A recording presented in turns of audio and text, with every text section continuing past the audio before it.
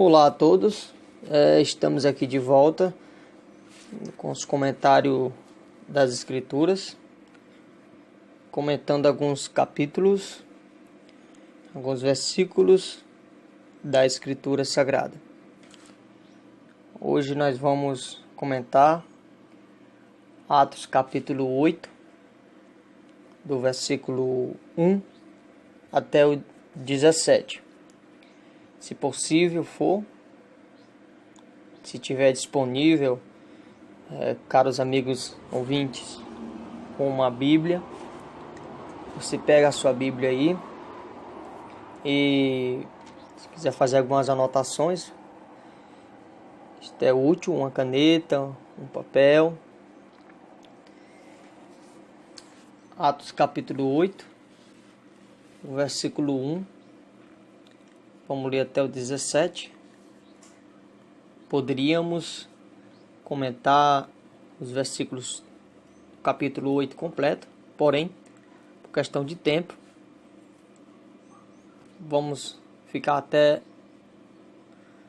o 17 hoje. Capítulo 8 de Atos dos Apóstolos.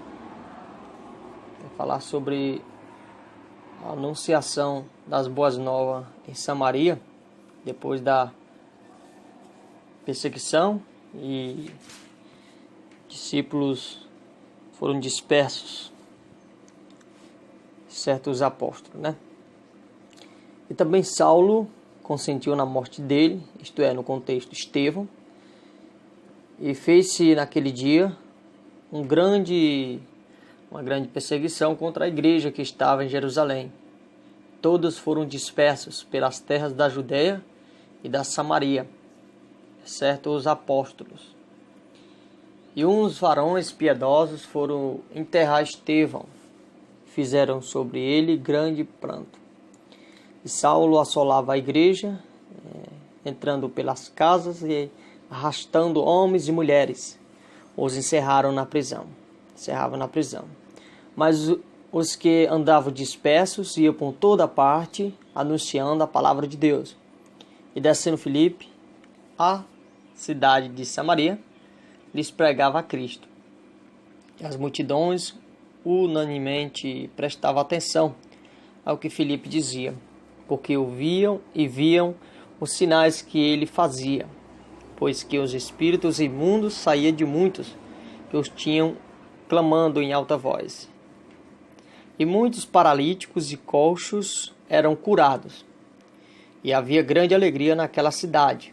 E estava ali um certo homem chamado Simão, que anteriormente exercia naquela cidade arte mágica e tinha iludido a muita gente em Samaria, dizendo que era uma grande personagem, a qual todos atendiam, desde o mais pequeno até o maior, dizendo: este é a grande virtude de Deus. E atendiam-nos ele, porque já desde muito tempo os havia iludido com artes mágicas. Mas como crescem em Filipe, que lhe pregava acerca do reino de Deus e do nome de Jesus Cristo, se batizavam tanto homens como mulheres, e creu até o próprio Simão, e sendo batizado ficou de contínuo com ele, com Filipe. E vendo os sinais e as grandes maravilhas que se faziam, estavam atônitos.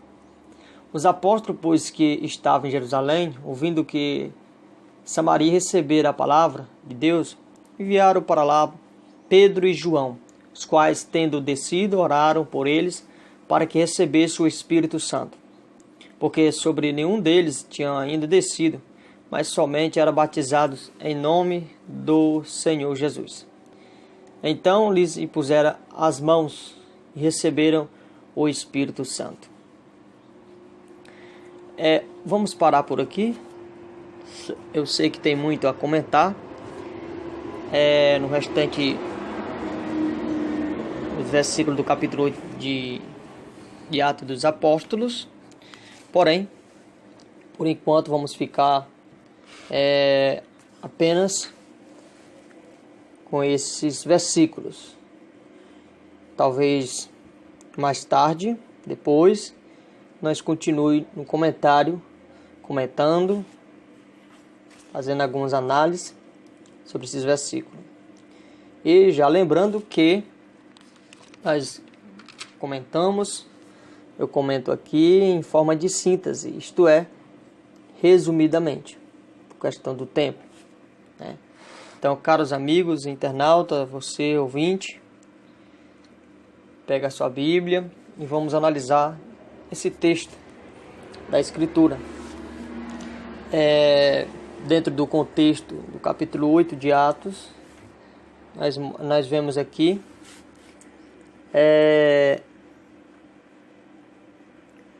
a questão da perseguição, né, que se deu com a morte do primeiro mártir, Estevão, o versículo 1, né, do capítulo 8.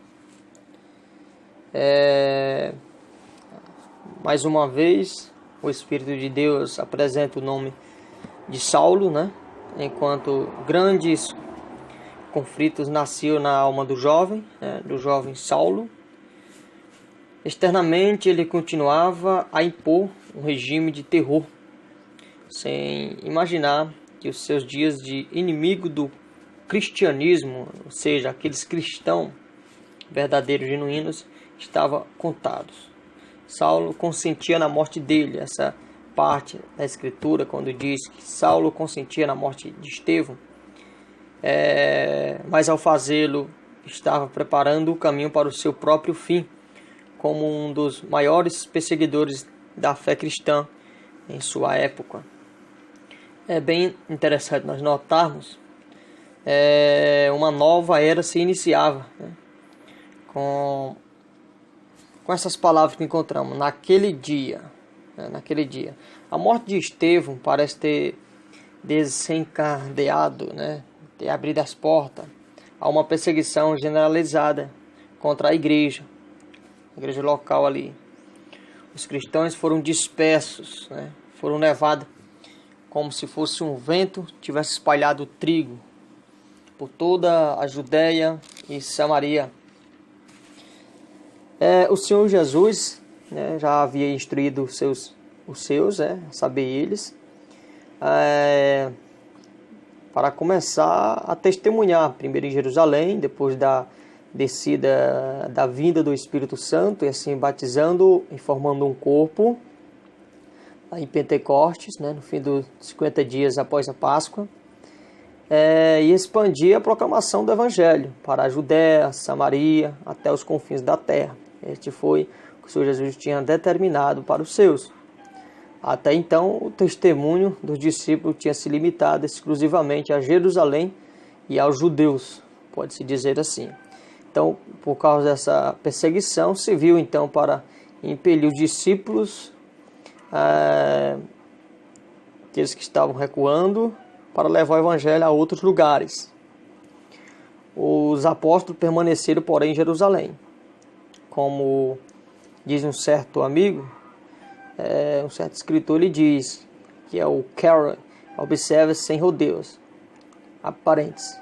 Os que ficaram na cidade foram naturalmente os que causavam maior incômodo, fecha parente, fecha aspas, quer dizer. Então vemos aqui, do ponto de vista humano, foi um dia sobrinho para os cristãos naquela localidade, né? Um membro de sua comunidade dera a vida pela fé, né? Um membro da igreja local dera a vida pela fé. Eles próprios estavam sendo perseguidos como animais, né, de um lado para o outro, e aí saíram. Do ponto de vista divino, porém, foi muito propício, né? Um grão de trigo precisa ser plantado no solo para dar muito fruto, como o Senhor Jesus já falou, né? Os ventos da aflição estavam levando a lugares muito distantes dos discípulos, né? Sementes do Evangelho, que deram muito fruto, incalculável. É como se fosse um molho de trigo e houvesse um sopro, o sopro da perseguição, e espalhou aquela semente para plantar o Evangelho, né? O versículo 2 fala de alguns homens piedosos que sepultaram Estevão, mas não são identificados quem são eles, são anônimos, né? Talvez fossem cristãos que ainda não haviam sido expulsos de Jerusalém, ou talvez fossem judeus piedosos que consideraram o mártir digno de um sepultamento decente. Mas nós deparamos agora com o versículo 3, que fala o nome de Saulo, volta a aparecer aqui, com a energia inesgotável. Ele assolava a igreja, aqueles irmãos, arrastando as pobres vítimas de suas casas e encerrando-os nos cárceres. Se ao menos conseguissem, se ao menos eles, conseguissem esquecer Estevão com a sua dignidade, fé inabalável, e seu rosto angelical, eu acho que não esquecia, né? Afinal, essa lembrança era difícil esquecer, né? Aquele mártir. O jovem fariseu se lançou furiosamente contra os companheiros cristãos do irmão Estevão. Fazendo uma observação bem interessante, vamos pegar aqui o versículo 4 e vamos ver, ajuntar, como no fecho, ajuntar do 4 até o 8, que fazemos uma questão bem interessante aqui, que é a dispersão dos cristãos não calou seu testemunho, em meio a tanta perseguição, tribulações. Antes, por toda parte, eles iam, pregavam as boas novas da salvação. E aí é destacado agora o Filipe, o diácono, o servo, do capítulo 6. Você não leu aí do capítulo 6 de Atos dos Apóstolos, você pode ler, Ela fala sobre a questão de Filipe. Quem é Filipe? Filipe, ele foi para o norte, para a cidade de Samaria, fica ao norte de Jerusalém.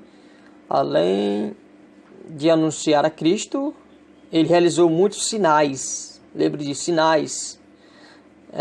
Os espíritos imundos foram expulsos. Isso da remoto capítulo 16, a qual nós já fazemos o comentário, já comentemos. Capítulo 16, versículo 17 e 18, correspondendo lá em Marcos, e os sinais realizados realizados por Filipe, o servo. Os espíritos imundos foram expulsos, e muitos paralíticos e coxos foram curados. O povo recebeu o evangelho e, como era de esperar, houve grande alegria. É bom destacar algumas questões aqui. A igreja primitiva, a igreja dos primeiros cristãos, obedeceu às ordens expressas de Jesus Cristo. Obedeceu às ordens expressas do Senhor Jesus Cristo. Primeiro, foi como Jesus Cristo havia ido.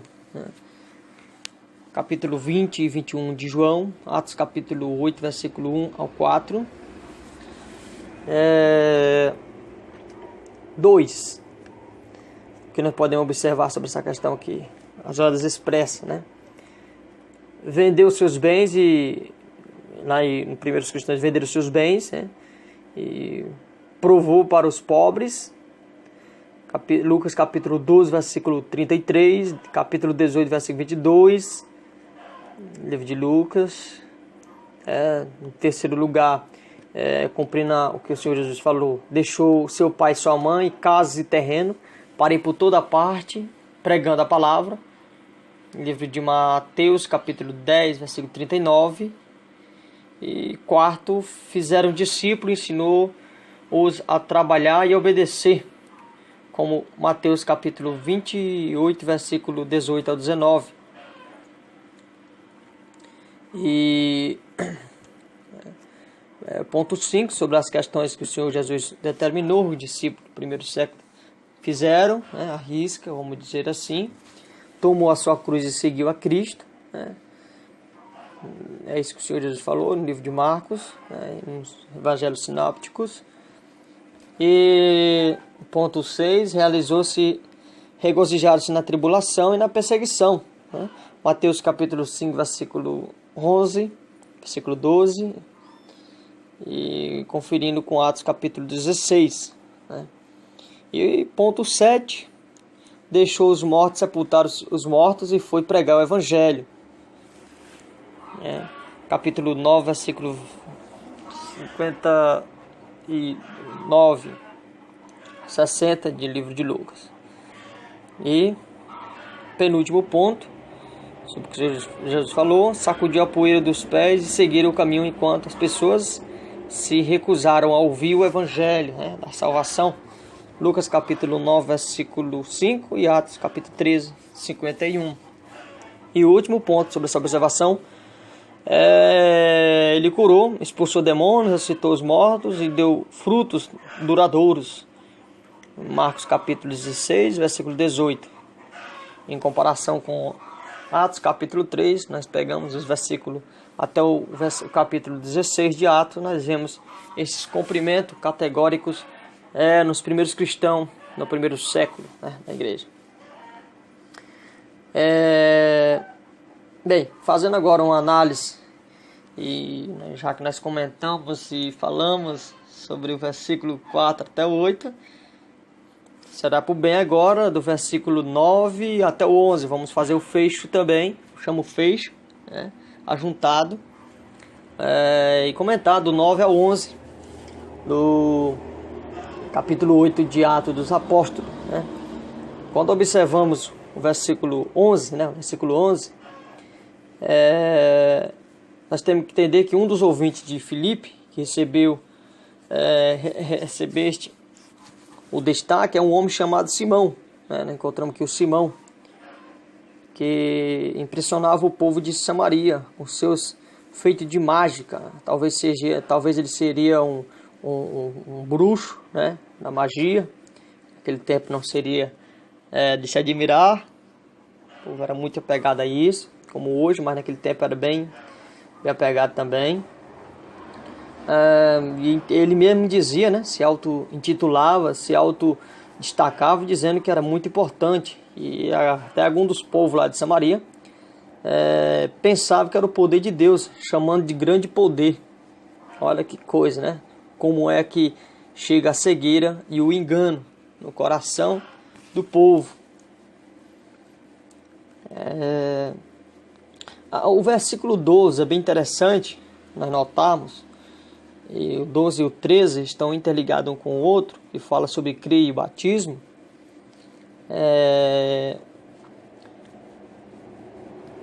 Quando nós observamos que muitas das pessoas deram crédito à pregação de Filipe, elas posteriormente foram batizadas. Até o próprio Simão, ele se batizou, e professou ser um cristão, e foi batizado também, e seguiu a Filipe, pregando o que o Filipe dizia e tal, fascinado com os grandes milagres realizados por ele, por Filipe.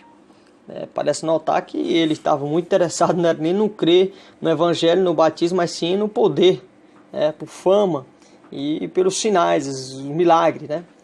E os acontecimentos seguintes, do versículo 13, quando fala também sobre ele, dão-nos a entender que Simão não nasceu de novo, não foi salvo verdadeiramente. Ele representa uma parcela de chamados cristãos, que estão nas reuniões, mas não são salvos. Eles supostamente professam que crê, são batizados, mas parece que não nasceu de novo. E para nascer de novo, ou seja, para ter um crescimento espiritual, tem que nascer. E não há crescimento se não nascer.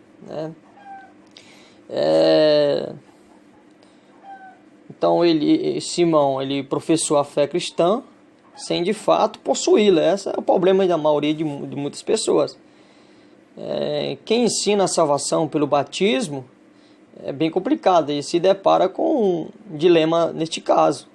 Muitas pessoas, muitos líderes religiosos, muitos grupos, muitos pensamentos acreditam que ensinando a salvação pelo batismo. Então, nesse caso aí, seria complicado. Simão havia sido batizado, mas ainda estava vivendo em pecado. Quando nós observamos que Filipe pregou as boas novas, a respeito do reino de Deus e do nome de Jesus Cristo, é bem interessante destacar esses dois pontos a respeito do reino de Deus e do nome do Senhor Jesus. O reino de Deus é o âmbito no qual o governo de Deus, essa é a característica principal, o reino de Deus é reconhecido, né? Reconhecido. Nos dias de hoje, atualmente, o reino não está aqui.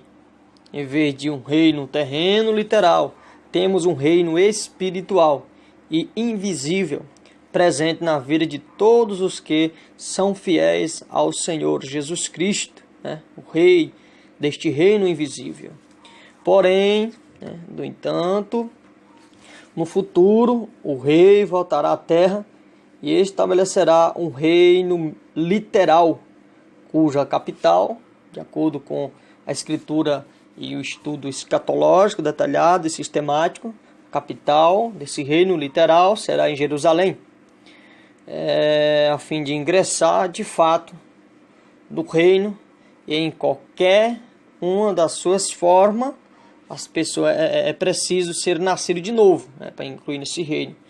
O novo nascimento se dá pela fé no nome de Jesus Cristo.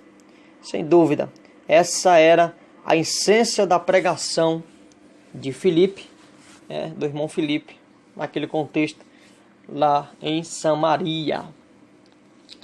E agora destacamos, vamos fazer um fecho, o fecho, quando eu digo é juntar, vamos juntar aqui do versículo 14 até o versículo 17. Fazer um comentário só nesses versículos. São 4 versículos. Mas dá um comentário bem extenso, porém vou falar resumidamente para que possamos aproveitar mais o tempo, né? Espero que possamos, o eterno Deus, o Senhor Jesus, possa nos conceder mais oportunidade de estarmos comentando para os ouvintes e para os internautas a questão de alguns versículos da Bíblia, que sirva de edificação para nós, inclusive para a igreja, muito importante. Quando nós deparamos com o versículo 14 ao 17, nós vemos o cenário que quando os apóstolos em Jerusalém receberam a notícia de que Samaria havia recebido de bom grado a palavra de Deus, enviaram-lhe Pedro e João. E ao chegar a Samaria, os apóstolos ficaram sabendo que os cristãos haviam sido batizados em nome do Senhor Jesus. Daqui a pouco eu vou salientar um pouco sobre a questão desse batismo, o batismo em nome do Senhor Jesus, porque que é comentado aqui assim. Mas aqui nós vemos que eles não haviam recebido o Espírito Santo, agindo sem dúvida sobre a autoridade de Deus, orientação de Deus. Os apóstolos oraram por eles para que recebesse o Espírito Santo. Esse que nós lemos aqui.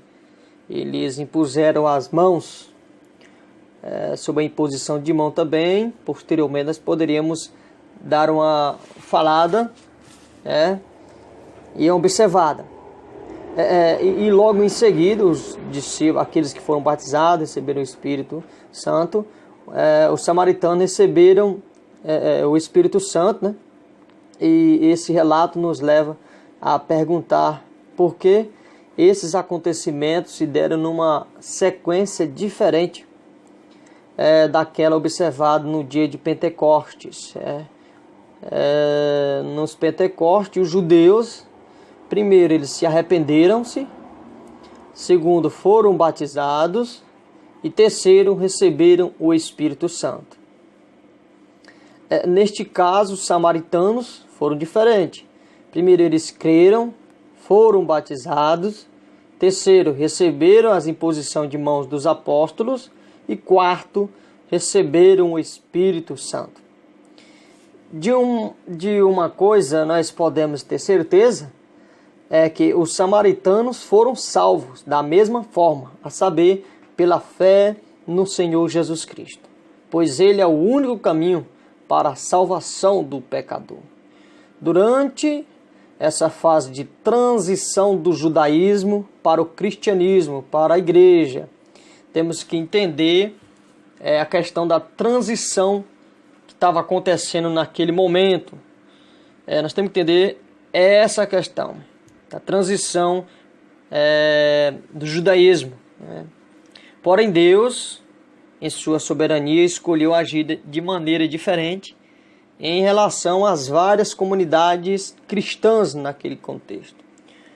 Os cristãos judeus receberam a instrução de separar-se de Israel como nação por meio do batismo antes de receberem o Espírito Santo. Aqui os apóstolos fazem uma oração especial pelos samaritanos e lhes impõem as mãos. Mas por que aconteceu assim? Talvez a resposta mais apropriada seja que esse processo visava a expressão e a unidade da igreja, que fosse constituída de judeus, quer de samaritanos. Havia o perigo de que a igreja em Jerusalém manter os conceitos de superioridade judaica, o pensamento judaico, e uma contínua intermediação, afastado dos seus irmãos samaritanos, continuar naquele mesmo processo que os judeus tinham de um para o outro. Como diz lá capítulo 4, relatado a mulher samaritana e o Senhor Jesus, que os judeus comunicavam com os samaritanos. Então poderia haver esse perigo de que a igreja de Jerusalém manter o conceito de superioridade judaica. Mas para evitar a possibilidade de um cisma, ou de uma divisão, ou a ideia de que havia duas igrejas, uma judaica e outra samaritana, Deus enviou os apóstolos com esse propósito de impor as mãos sobre os samaritanos. Isto é bem interessante notar. Esse gesto expressou a comunhão plena com eles, como seguidores do Senhor Jesus. Bem interessante. Eram todos membros de um só corpo, todos em um, formando em um em Cristo. Então, nesse texto aqui, muitos pegam a questão do batismo no Espírito Santo. Depois nós vamos falar detalhadamente só sobre isto, e talvez volte a citar essa passagem, e também de Atos capítulo 2, e Atos 10 e 19, que é principalmente no movimento chamado pentecostal. Eles pegam esses textos para apoiarem de um suposto batismo repetitivo no Espírito Santo. Mas a Escritura parece não direcionar-nos para essa direção desse pensamento denominacional, apelidado de pentecostalismo. Parece que a Escritura não dá essa direção, porém há uma distorção de compreensão, mas não quero entrar em detalhes agora sobre isso, Mas vamos continuar aqui. Agora eu vou dedilhar, vou apenas destacar algumas coisas, como já falei anteriormente, tinha falado, sobre a expressão batizado em nome de Jesus. Quando nós vemos o versículo 16, que diz: somente havia sido batizado em nome do Senhor Jesus. Não só aparece aqui, em versículo 16, mas aparece em Atos capítulo 10, versículo 48 e capítulo 19, versículo 5 de Atos. Porém, isto não significa que seu batismo foi diferente do batismo em nome do Pai, do Filho e do Espírito Santo. Isso não significa isto. Veja que existe uma fórmula chamada fórmula batismal. E uma fórmula é um padrão, certo? É um padrão. E se nós for observarmos aqui, aparece um tipo diferente aqui no capítulo 8 de Atos e no capítulo 10, 48, versículo 48 de Atos, aparece outro. E no capítulo 19, versículo 5 de Atos, aparece outro. Então um diz batizado em nome de Jesus, em nome do Senhor, e outro em nome do Senhor Jesus Cristo. Enfim, não é uma fórmula. Então, quando se diz batizado em nome de Jesus, isso não significa que seu batismo foi diferente da ordem dada pelo Senhor Jesus, que é em nome do Pai, do Filho e do Espírito Santo. De acordo com o W.E. Wiener, ele diz o seguinte, abre aspas, Lucas não está registrando a expressão usada, mas apenas declarando um fato histórico, fecha aspas. Então nós podemos observar essa questão da expressão usada por Lucas, que está registrando não a expressão usada, mas um fato histórico que aconteceu. As duas expressões indicam fidelidade e identificação. E todos os cristãos verdadeiros professam com prazer seu compromisso com o Pai, Filho e Espírito Santo.